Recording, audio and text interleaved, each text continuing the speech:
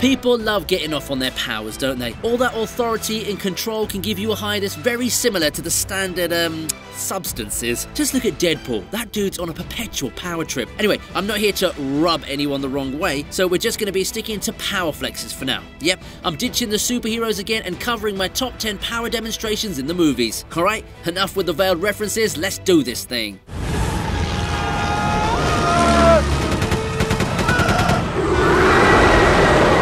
Remember the Mummy franchise? Yeah, it hasn't aged too well, has it? But hey, the first movie is still a classic. Imhotep brings Evelyn to what I'm assuming is a place in Egypt so that he can sacrifice her to get his lover back, but he's interrupted by our very own Tarzan. George of the Jungle. Rick flies in at full speed to take on the bold baddie, but then the villain casually summons a massive sandstorm and makes weird faces as if he's Harvey Weinstein during one of those creepy auditions. The effects look killer, and I'm just gonna ignore the fact that Rick tried shooting bullets at literal sand. Luckily, Evelyn knows the motivations of 90s movie villains and gives Imhotep a force smoosh to direct his blood flow somewhere else, if you know what I mean. Her plan works out and Rick gets to live another day so that he can star in all those sequels as well. Yeah, I don't think anyone won in that situation. Hey! Get your ugly face off of her!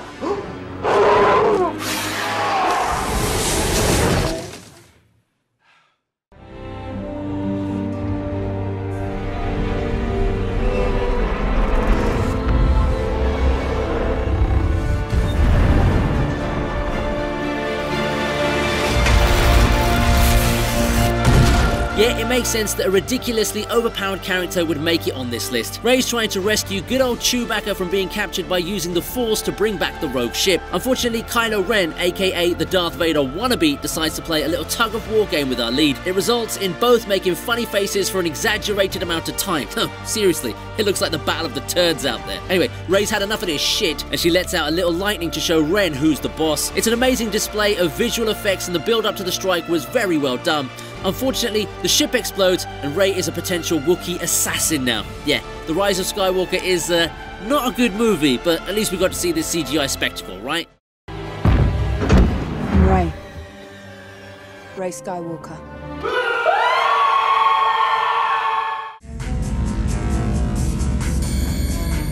Playtime's over, boy. Honestly, this entry wouldn't have even made it to this list if the movie wasn't so damn funny. Leroy Green must face off against Sho'nuff in the final battle, and it's revealed that his opponent has also got the glow. As you'd expect from a standard 80s flick, our hero gets thrashed in the first half of the battle, but then he remembers a bunch of stuff his master told him, and all of a sudden, he's revitalized and glowing as if he's just lost his V-card. The illegitimate love child of Michael Jackson and Jean-Claude Van Damme proceeds to show off his new powers by kicking the shit out of Sho'nuff with some stereotypical disco rock playing in the background. The effects team also adds in some electric sparks for drama, but yeah, I gotta give it to the stunt choreography here. Those moves look sick.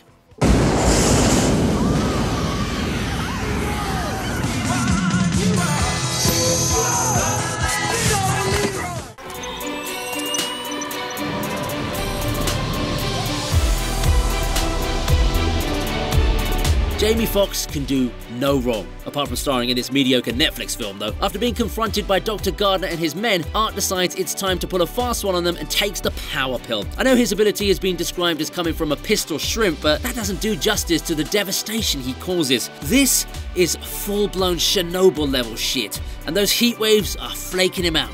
Get it?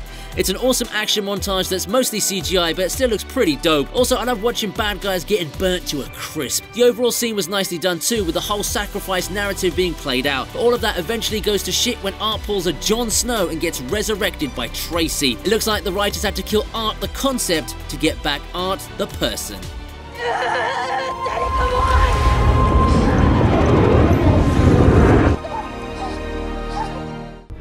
Pierre Totem Locomotor!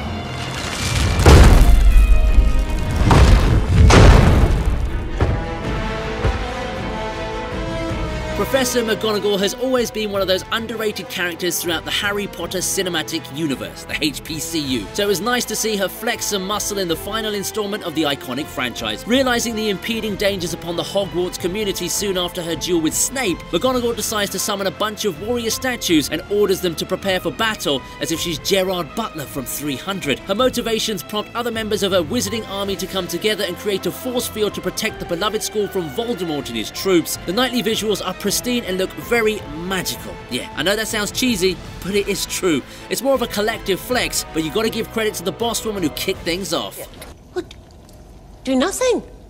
Offer him up as bait? I mean, Potter is a boy, not a piece of meat.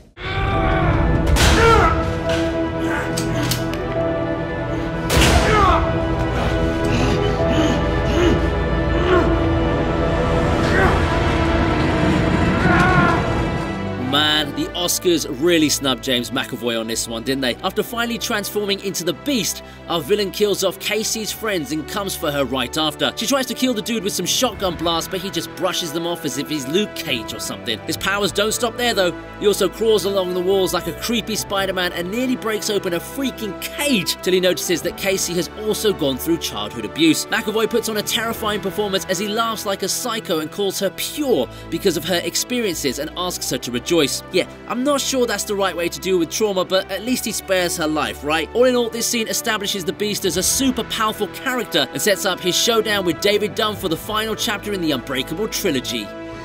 Your heart is pure. Rejoice!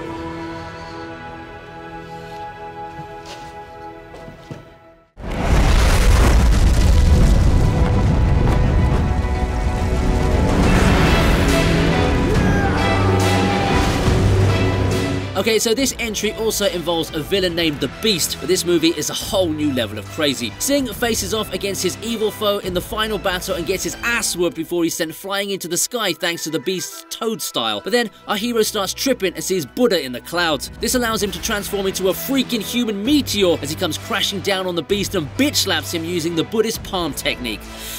I guess this was the true origin of Talk to the Hand. This is the kind of shit you'd expect to see in Robert Rodriguez films, but let's save the grindhouse for another day. This is a 2004 movie, so don't expect MCU level effects, but it's a fun scene to watch and serves as another reason for you lazy bums to start watching more world cinema.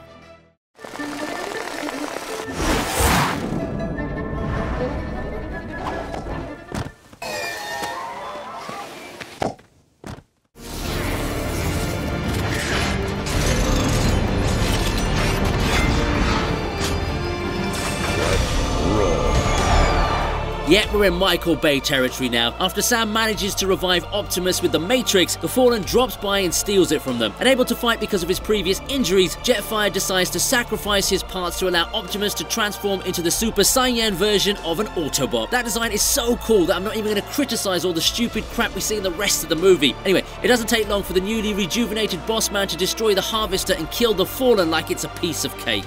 Seriously, this dude was supposed to be the ultimate Decepticon, and he's obliterated in just a matter of seconds. Oh yeah, Optimus also kicks Megatron's ass in a side quest too. Where the hell was this swag in the first Transformers movie? Our races, united by a history long forgotten, and a future we shall face together.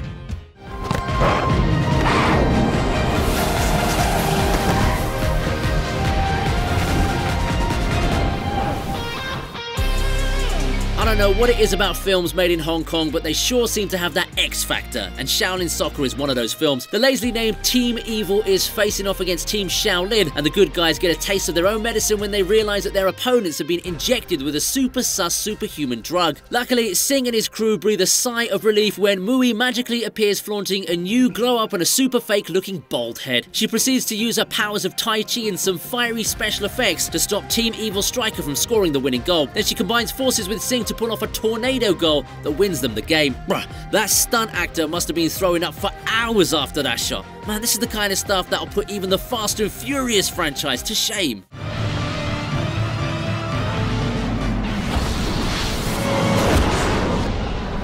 Stings, doesn't.